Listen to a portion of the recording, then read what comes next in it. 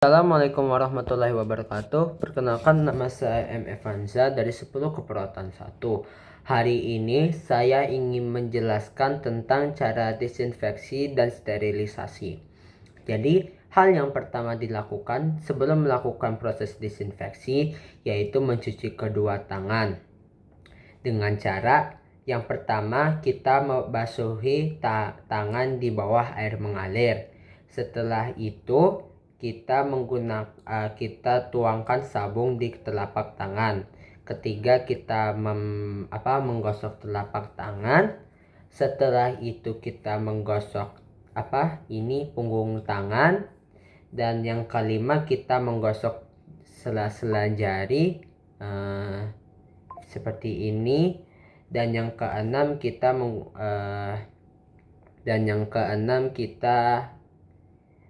menggosok knuckle jari secara bergantian. Setelah itu kita menggosok kuku di telapak tangan seperti semacam ini di kedua tangan.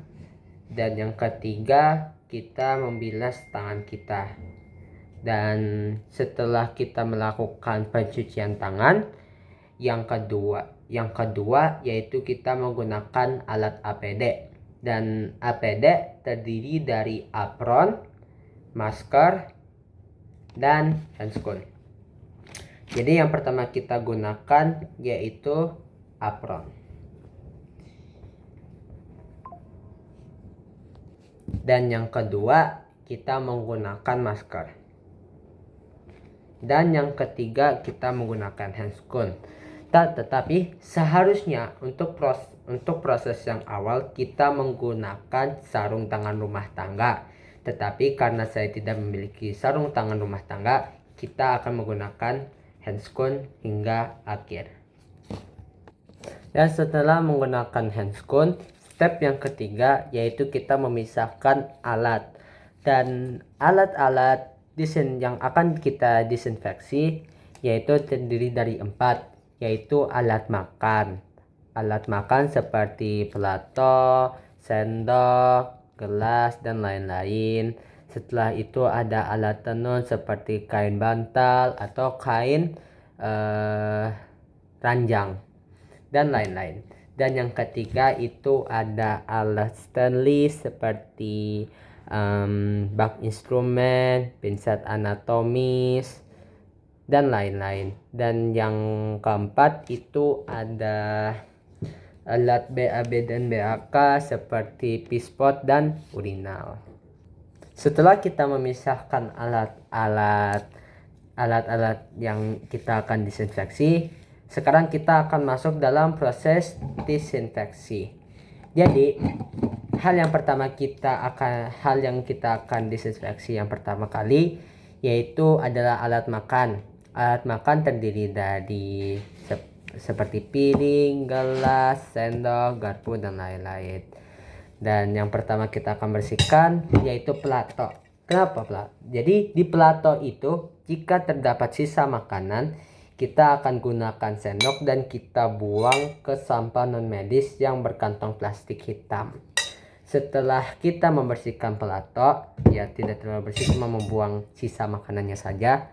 Yang kita akan lakukan pertama kali yaitu kita membasuh gelas agar tidak berbau amis dan agar bau amis yang dari minum tempat gelas ini tidak tersebar ke alat makan lainnya. Cara membersihkannya yaitu kita gunakan air mengalir masuk ke dalam gelas. Dan setelah sambil kita gosok-gosok semacam ini, kita gunakan sabun cuci piring dan sambil kita gosok. Dan setelah kita gosok, kita keringkan dengan cara pronasi atau dengan cara terbalik. Sama caranya seperti kita membasuh sendok dan garpu, dengan cara terlentang pronasi juga cara keringnya.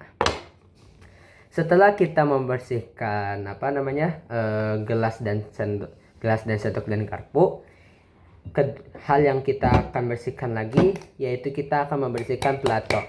Karena saya tidak mempunyai pelato, saya akan menggunakan piring sebagai contohnya. Jadi cara membersihkan plato yaitu kita sama halnya seperti mencuci gelas, yaitu dengan cara bersihkan di bawah air mengalir. Setelah itu kita kasih sabun cuci piring dan kita keringkan dengan cara pronasi atau terbalik. Tetapi jika tempat makan dari plato ini digunakan oleh pasien yang terdapat penyakit infeksius, hal yang kita lakukan setelah kita membersihkan, terus kita bilas, terus kita lakukan pronasi, yaitu kita rendam dalam air panas yang bersuhu dari 40 derajat hingga 60 derajat Celcius selama 30 menit. Setelah itu kita baru bilas lagi dan kita keringkan dengan cara pronasi. Setelah kita bersihkan alat makan, kita balikan ke tempat alat makan atau dapur. Setelah kita membersihkan alat makan, jangan lupa untuk melepaskan sarung tangan rumah tangga dan menggantinya menjadi handscoon ya. Jadi alat kedua yang kita akan bersihkan yaitu kita akan membersihkan alat tenun. Jadi jika di alat tenun atau di alat yang berbahan kain atau semacam hal yang sama, jika terdapat darah, septum atau cairan dari tubuh pasien, hal yang pertama kita lakukan yaitu kita akan bersihkan di bawah air mengalir sambil kita kucek ya, sambil kita kucek. Setelah kita kocok untuk beberapa menit, baru kita tambahkan sabun. Nah, kita tambahkan sabun, kita kucek. Setelah kita kucek, kita rendam dalam cairan klorin 0,5% dan selama 30 menit. Setelah kita rendam alat tenun di cairan klorin 0,5% selama 30 menit, kita kirimkan ke laundry. Setelah kita kocak alat tenun dengan air mengalir, kita akan rendam dalam cairan klorin 0,5% selama 30 menit dan setelah kita rendam selama 30 menit, kita bilas dengan air bersih dan kita kirim ke laundry.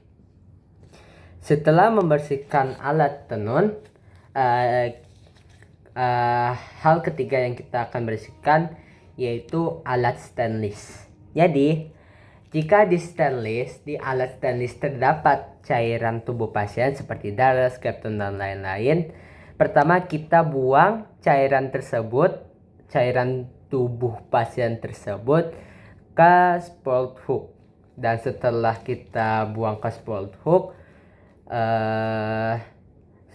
sampah-sampah yang terdapat dalam alat stainless itu tuh bisa berupa kain kasa, kapas lidi dan lain-lain. Itu biasanya ada di bak instrumen atau kadang juga bervariasi sih. Cuman jika terdapat kayak seperti kasa atau kapas lidi dan lain-lain, itu kita buangkan sampah medis. Setelah kita buang ke sampah medis atau cairan tubuh pasien ke spout hook, kita bilas menggunakan air mengalir sembari kita sikat. Ini contohnya apa ya? Ini contohnya jadi bak instrumen yang bekas kain kasa. Terus kita ada sikat di sini, Jadi kita sambil ada air mengalir, kita sambil kita sikat. Ya. Jadi hingga kalau misalnya ada sisa-sisa kayak sisa darah atau sisa semacam dari kain kasa ada yang tumpah atau bagaimana, bukan tumpah sih, lebihnya ada yang nempel, kita sambil gosok. Sembari kita sikat alat stainless, kita sikatnya menggunakan sikat halus ya, seperti sikat baju, sikat gigi atau semacamnya. Setelah kita mensikat alat stainless, kita bisa rendam alat stainless ini di cairan Lysol 1% atau klorin 0,5%. Kalau klorin 0,5% itu selama 10 menit. Kalau semisalnya Lysol itu selama 1% itu selama 30 menit ya. Setelah kita rendam alat stainless di antara dua cairan tersebut, tahap selanjutnya yang kita akan lakukan yaitu tahap sterilisasi. Oke, sekarang kita akan menggunakan sterilisator. Jadi, sebelum kita menggunakan sterilisator, hal yang pertama kita harus perhatikan yaitu apakah sterilisator tersebut tercolok ke stop kontak atau tidak. Dan yang kedua, kita lihat terlebih dahulu apakah dalam sterilisator terdapat barang atau tidak. Karena di sini contohnya tidak ada barangnya, jadi masih bisa digunakan. Jadi kita tinggal langsung masukkan saja. Nih. Jadi ini adalah barang yang kita akan gunakan sebagai contoh dari penggunaan sterilisator. Oke. Karena ini adalah barang stainless atau terbuat dari logam, kita taruh di bagian bawah. Biasanya bagian bawah itu dibuat untuk barang-barang yang berbahan logam. Dan di bagian bawah ini biasanya digunakan maksudnya sinar UV yang biasanya bersuhu 170 derajat dan biasanya memakan waktu 1 jam. Dan ini sebagai pinsetnya kita taruh. Dan usahakan ketika menaruh bahan stainless, ditaruhkannya dalam posisi prone atau pronasi atau namanya terbalik ya. Untuk bagian atas biasanya itu menggunakan sinar ozon.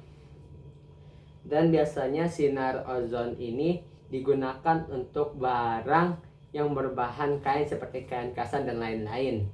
Dan biasanya dia bersuhu 160 derajat hingga 160 derajat dan memakan waktu hingga 2 jam. Setelah kita menaruh bahan stainless ke dalam sterilisator, nanti bakal ada tombol di sini, ada tombol upper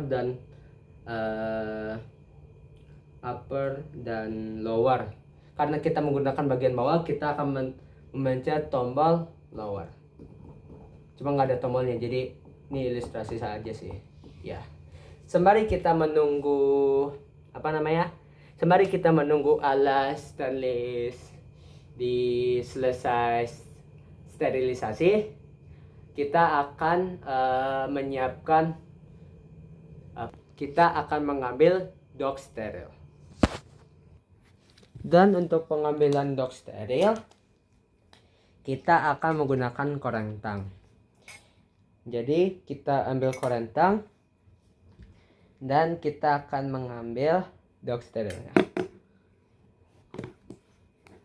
Yap, ini dock steril.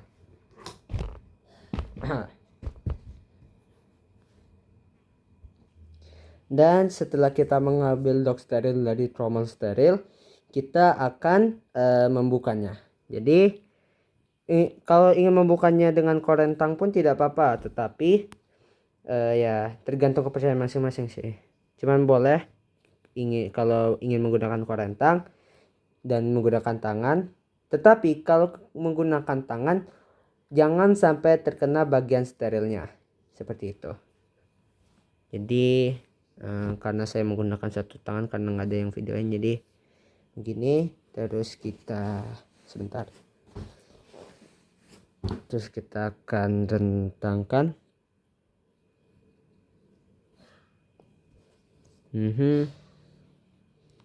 Terus kita sini kan.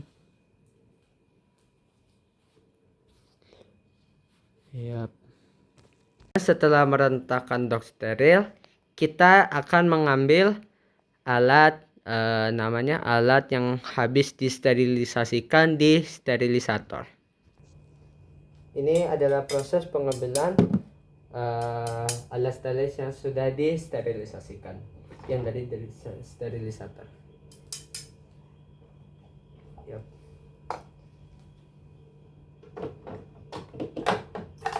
Ini alat sterilisator, kita taruh di handuk head school.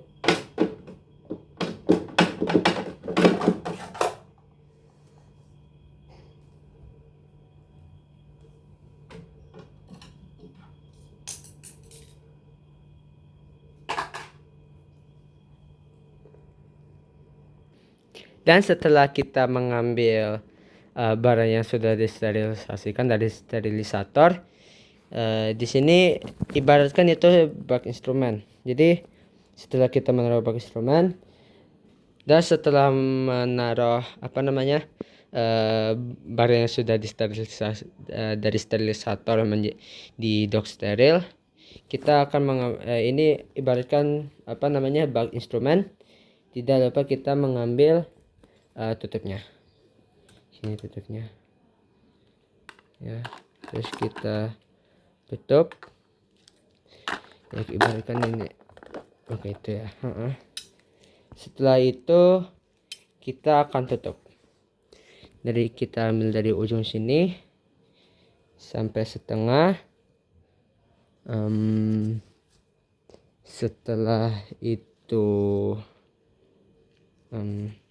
dan setelah kita lipat, tidak lupa kita mempunyai seperti kayak lakban gitu.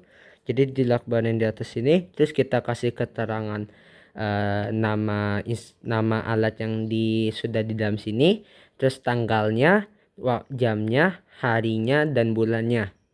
Agar kenapa diberi nama dan tanggal dan semacamnya, agar kita tahu itu alat apa dan kapan disterilisasikannya.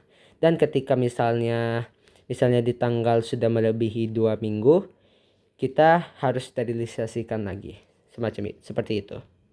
Oh ya, note untuk alat yang tadi alat sterilis yang kita sudah rapi seperti ini, kalau misalnya dia sudah lebih dari 1 minggu atau 2 minggu, kita akan sterilisasikan lagi. Dan juga jangan lupa untuk menyimpannya di tempat penyimpanan alat steril ya.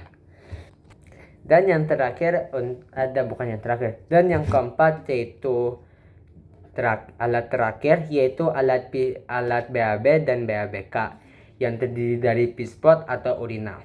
Jadi jika di pispot ataupun urinal terdapat feses di pispot atau urin di urinal, kita buang ke spot hook. Dan cara mencucinya itu kita cuci di bawah air mengalir dengan sabun seperti biasa.